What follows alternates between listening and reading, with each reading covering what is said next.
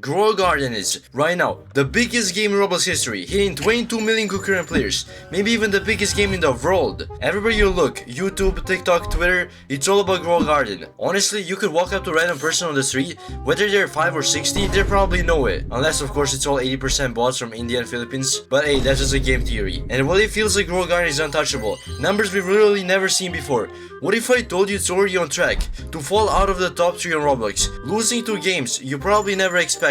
I am not going crazy, guys. So let's talk about just how insane these numbers actually are. Roblox didn't just break their own record, they broke the world record. We're talking 47.3 million concurrent players across the entire platform. That's more players than the population of Spain, all playing Roblox at the same time. And yeah, they beat Steam's previous record of 41.2 million users, which honestly is kinda embarrassing for Steam, which has CSGO, all of those games, but whatever. And at the center of all this chaos, Grow Garden hitting 22.3 million concurrent players. To put that in perspective, that's like if every person in Florida decided to start growing virtual carrots at exactly the same time. This matched the previous record, 21.3 million, and honestly, watching those numbers climb in real time is kinda terrifying, to be real. This is unreal. But here's where it gets interesting, and this is something most people miss. This wasn't just some random Tuesday where everyone decided to touch grass. Virtually, of course. This was all because of a planned event. Jandal, the owner of Grow Garden, basically started a war with the owner of Steal a Brainrot. It was green beans versus...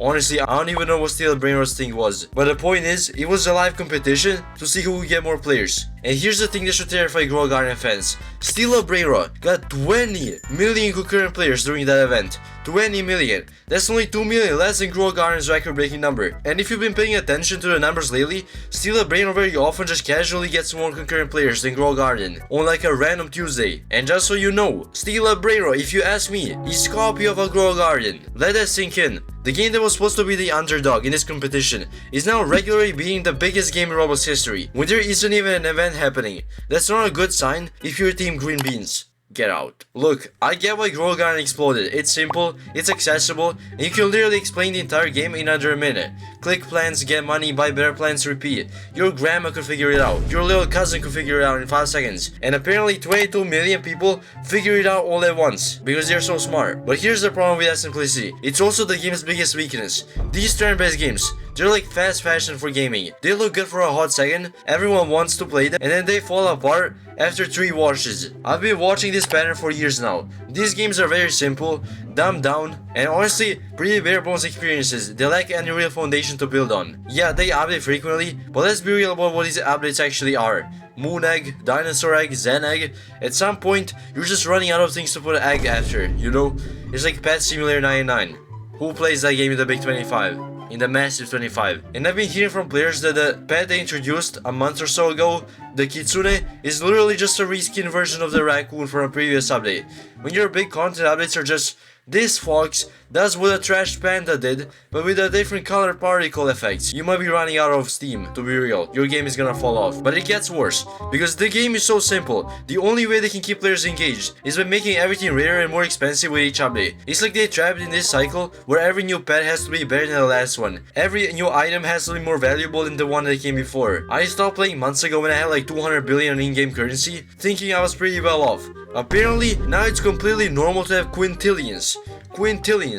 That's not sustainable. That's just math getting out of hand. Like, what is going on? This creates this massive gap between the players who've been here since day one, building up their virtual net worth, and new players who join and realize they need to grind for approximately 17 lifetimes to catch up, or get gifted by someone who's already a pro and get lucky. And guess what happens to those new players? They leave forever. They're not invested in the game. We've seen this exact same pattern with fish. Things get too expensive, too rare, too complicated for casual players to dream of obtaining, so they just stop playing. And when your entire game depends on constantly bringing new players to replace the old ones getting priced out, well, the game is not gonna hold on, unlike GTA 5. Here's what really gets me mad. If you've been paying attention to Roblox trends, you'll notice that these popular games are just iteration of previous popular games. Steal a Labubu, steal a LeBron James, steal a 6-7, I don't even know at this point. But they're all somehow even more simplified. Grow Garden is basically just fish, but with less gameplay mechanics. And fish It's basically Souls RNG. I don't know if I'm getting the timelines right, but something like that. And that's where we hit a wall. Sure, optimizing an already popular formula will get you those massive player counts, but there's a limit to how much you can simplify something before it just becomes nothing. Like, do you think Rogue Garden or Steal a Brain Rot can possibly be simplified any further than they already are?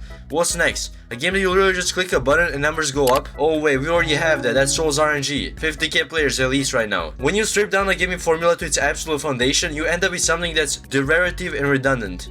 I don't even know what I just said. There are no more ways developers can optimize this cash grab formula we've been seeing since the Souls RNG era. They've hit rock bottom, and the only way to go from there is up, which means developers will actually have to, innovate the war that everyone's scared of. When Grow Garden dies, which might be sooner than you think, the whole trend of growing things and stealing things is probably gonna be over, because Roblox is not gonna be about that forever. If it is, RIP to Roblox, I ain't never playing it again. Now, I hate Steal a Brain Rot just as much as the next person, but I have to admit, it has something Grow Garden doesn't. Actual longevity mechanics that make sense. Yeah, they still have the rare and rare items problem during events, but here's the key difference. You don't have to buy them, you can steal them. The entire game skips the grinding process because you always have a chance to yoink someone's rare Brain Rot right from their base. The gameplay actually keeps you on edge. There's tension, there's risk, there's actual interaction between players beyond just existing in the same server while you click plans and watch YouTube or grind overnight with an AFK auto clicker. It's also way easier to create content with it. Grow Garden content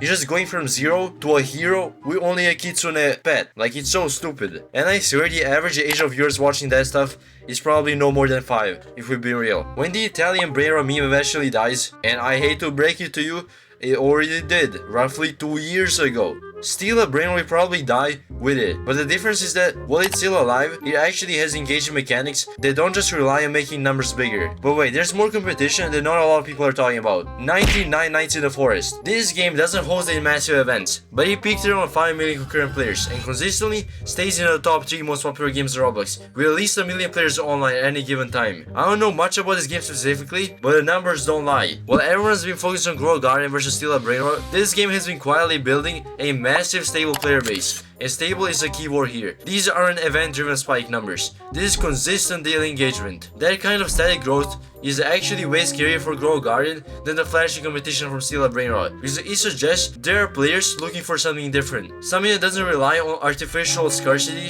and FOMO marketing to keep them engaged. But honestly, the biggest threat to Grow Garden isn't any of these games we've talked about so far. It's the one and only Rel Seas, the game that's gonna go hard in 2027. If you haven't heard of this yet, you're about to understand why this could completely change Roblox. Rel Seas is an upcoming One Piece inspired anime RPG being developed by the Rel Brothers, the same people behind Shindo Life, and they're not messing around this time. This is supposed to be their biggest project yet, combining massive open sea exploration, RPG progression, and PvP combat into one game. We're talking about fully customizable ships, naval combat, ship stealing, boarding mechanics. They're even adding ship restaurants, which honestly sounds way more engaging than clicking on a care for a 1000th time. The progression system includes Delphrod style abilities, melee combat, haki-like powers, and apparently a jail interrogation mechanics that actually sounds pretty fun. But here's the crazy part, they've got whales and sea monsters underwater you can actually encounter, and the whole world is supposed to feel actually alive, not just like a lobby where you click things. Like, this is a joke of a game. I ain't playing this no more. The hype around this game is absolutely insane. It's been delayed multiple times, originally supposed to come out in December, but it's currently in testing, which means it's only limited players can access it. And that exclusivity has somehow made the hype even crazier. This is apparently gonna be the next big game that's gonna even outlive Bloxroot's, but with deeper, more immersive systems that go way beyond just grinding for bigger numbers. And when this finally releases to the general public, in the big 2027, it's going to pull a massive chunk of players away from these simple clicking games. Look, maybe Rel Seas won't completely destroy Grow Garden, but it's definitely going to take a significant portion of its player base. And when you combine it with the competition from Steal a Brain Rot, the steady growth of games like 99 Nights in the Forest, and the inherent unsustainability, 20 million concurrent players might seem untouchable, but it's actually kind of insane when you think about it. That's not normal, that's not sustainable, and it's definitely not permanent. These turn-based games have a shelf life, and Grow Garden is starting to show its expiration date, because Grow Garden is nowhere close to GTA 6. The inflation is out of control, the updates are getting repetitive, new players can't catch up, and there are actual innovative games on the horizon that offer deeper, more engaging experiences. And those games don't even have to be combat games, they can be anything. Games that are based solely around popular trends don't typically last past the expiration date of that trend. And with Grow Garden's time is up, there's going to be a window of opportunity for games with actual substance to take back the platform. It wasn't too long ago that Bloxroot was the undisputed king of Roblox, pulling massive numbers with its anime-inspired gameplay and progression systems. Then came Souls of RNG, then Fish, then Dead Rails, then Grow Garden, then Steal a Brain Rot, each one simpler than the last. Each one more focused on short-term engagement over long-term sustainability. The funny thing is, they always come back around. And with games like RLCs, Holy War X, and Pocket Anime getting serious traction, we might be looking at a return to games that actually have depth to them. Games that can keep players engaged for years instead of days or at least months. I don't think Roblox is too far gone yet. The platform is still capable of supporting innovative, engaging experiences. It's just been temporarily overrun by cash grab clicking simulators. So yeah, Grow Garden might have 22 million players right now, but numbers don't tell the whole story. Sustainability does, player retention does, innovation does, and all of those metrics, Grow Garden is already starting to fall behind. Steal a Brain Rot, a Grow Garden copy, the Teemo version of it, is already ahead of it. The question isn't whether Grow Garden fall from the top, it's what's going to take its place. And honestly, I hope it's gonna be a decent game and not something that I'm probably not gonna be playing. Because obviously, I don't know about you, but I don't know if I wanna be playing this.